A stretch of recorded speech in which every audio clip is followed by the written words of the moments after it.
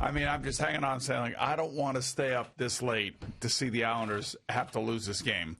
And just knowing the guys and just knowing Matt and knowing what this means to them, given the fact that Braden Point did not play for Tampa Bay. Now, I don't know if he'll play in Game 6 or not, is a huge thing. I mean, it's a really huge thing. And Varlamov did play unbelievable last night. A couple new faces in the lineup for the Islanders and a couple new combinations. Matt found himself out on the ice a couple times with Matthew Barzal, just changing things up, just trying to change things up.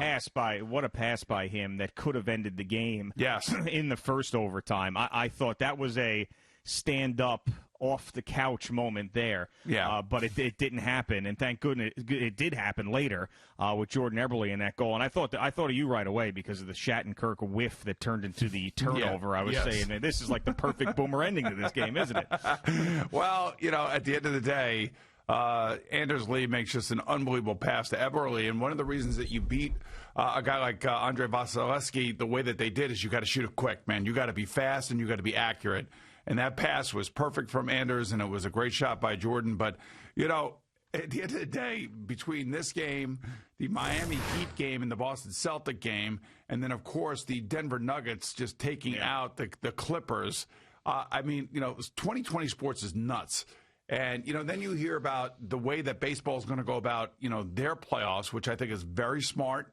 And then you hear the players bitching and complaining about being in a bubble and all this other stuff. And I know that baseball players have been playing a lot of games, and they're back-to-backs, and they're doubleheaders, and they've all been asked to be really careful away from the field in the stadiums, and they've done a really good job since the initial outset with Miami and St. Louis.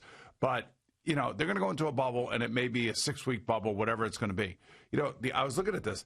The Islanders left somewhere around the 26th or 27th of July. And they opened their new season, the play-in part of it, on August 1st. And they have been gone since then. And, and I think about, the sacrifices that these guys made. Of course, Matt has a daughter who just turned 2 months old, and he hasn't really seen her much other than with FaceTime. So there are sacrifices being made. But, if you want to play and you want to win a championship, and I have to say, both the NBA and NHL have done an unbelievable job. The players have done an unbelievable job. The games have been crazy competitive. It's a weird look. Initially, I think we're all used to it now as fans. I know I'm used to it. I know I'm used to watching it. By now. Yeah, even on Sunday, with the NFL, without fans in a lot of the stadiums, I was used to it. Most of the directors are shooting tight shots, and we're just watching the sports that we love. And I have to tell you, last night, going back and forth, going around and looking at all this stuff, of course, the Mets disappoint once again. They just can't get a key hit at a key spot. But, with the Yankees scoring, 20 runs, and Luke Voit hitting his 18th or 19th home run, he's got over 40 runs driven in. They're starting to get all their guys back now. It's amazing. It's all happening at once. It's crazy. And it's been really, really enjoyable. And I was, I was happy for my daughter. I'm happy for the Islander fans out there and all that other stuff. Simply because that team is reflective of what hockey is all about. You're going to be shorthanded. You're going to be missing a few guys. The team you're playing against is a better team. You could see it. You could see that they're a better team. Victor Hedman's is an amazing hockey player, as is Nikita Kucherov. And you have to deal with those guys every time they're on the ice. And that's why it takes a great, great game by the goalie to keep the team in it. And then, of course, some block shots by Johnny Boychuk, who found himself back into the lineup, which I thought we were going to see maybe a couple games ago. And they went with, 7 defensemen and 11 forwards, which, puts a premium on skating for everybody and being in shape. Yeah, so this was one of those games that I kind of felt the opposite about with Game 2 for the Islanders, where I thought Game 2 the Islanders should have won. There was no doubt about it. I really thought that they stole that one back in this one. This was the Lightning's game to win, even without Braden Point. You had the goal reversal on the offsides that would have made it 2-1 Lightning. But that was clear. That was clearly offside. But still, yes, I know, and it was the right call, but it's just that right there, when you're watching it live, you're thinking, all right, down 3-1, whoever breaks this tie at this point in the game is going to have a major advantage. You feel like it's the Lightning. That gets called back, breathes new life into the Islanders, and Varlamov played the greatest game of his life. I mean, really is what it came down to. How about if you were Anthony Beauvillier and you take a high sticking at the end of the third period? Oh, my God. And it's a 4-minute penalty because of the you blood. Had over 2 minutes going into overtime. Yes. Over like 2 minutes and 36 seconds, I think it was. Whatever it was. I mean, yeah, I know. 4 minutes, man, that probably felt like an eternity. Oh, gosh. I know you forget about that because that's right in the beginning of the overtime. And then once that was cleared, you're thinking, all right, fine, let's go. And then the second overtime was where we saw the game-winning goal. But that, I mean, you hope for more. And the Braden Point thing is obvious. I mean, we know he's such a great player. He stepped in in the absence of Stamkos and has been an offensive machine for them.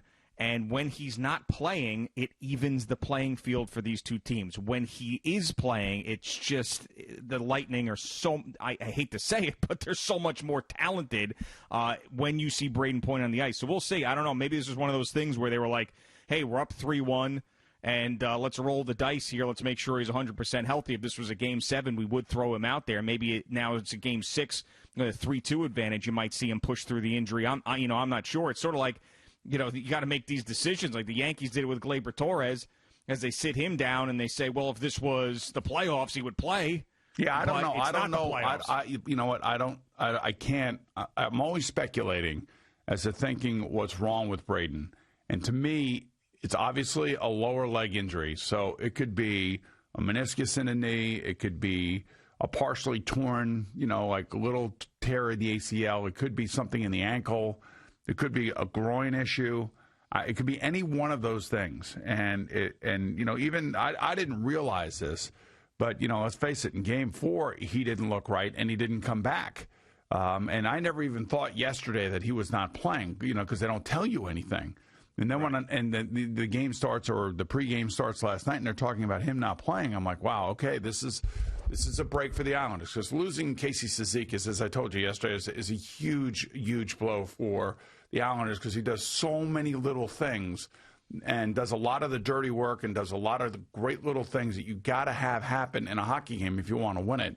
So, they're trying to manufacture different line combinations. They're moving players in and out. For the first time, they used 7 defensemen by bringing up Johnny Boychuk, and that paid dividends immediately.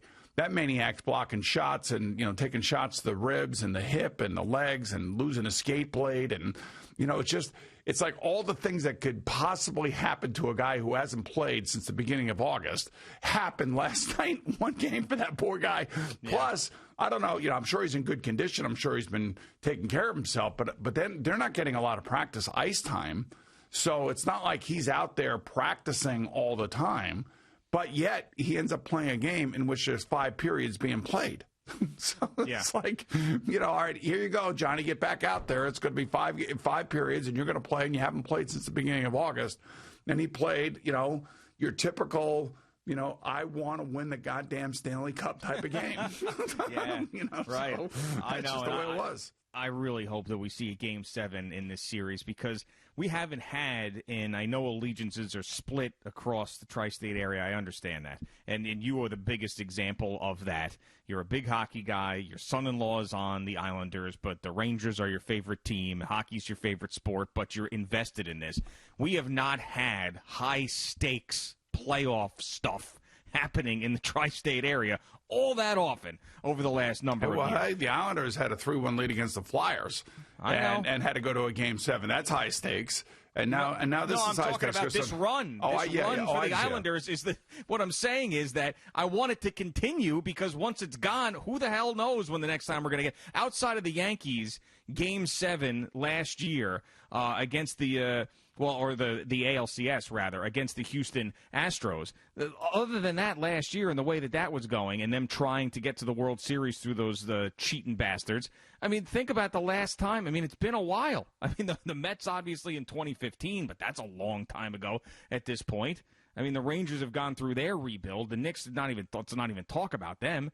So I mean, we're talking like high stakes. Game 7 in a conference final is something that just doesn't really happen around here all that often. So I want this to continue desperately because I just need that. I just have two sources of motivation. My granddaughter, that's the most important thing in the world. So I'm rooting for her because. She has really no idea what's going on right now. She just turned 2 months old, and it's just like a whole amazing deal going on right here, and the dynamic and all that other stuff. And then let's face it, Matt's going to be a free agent once this thing ends.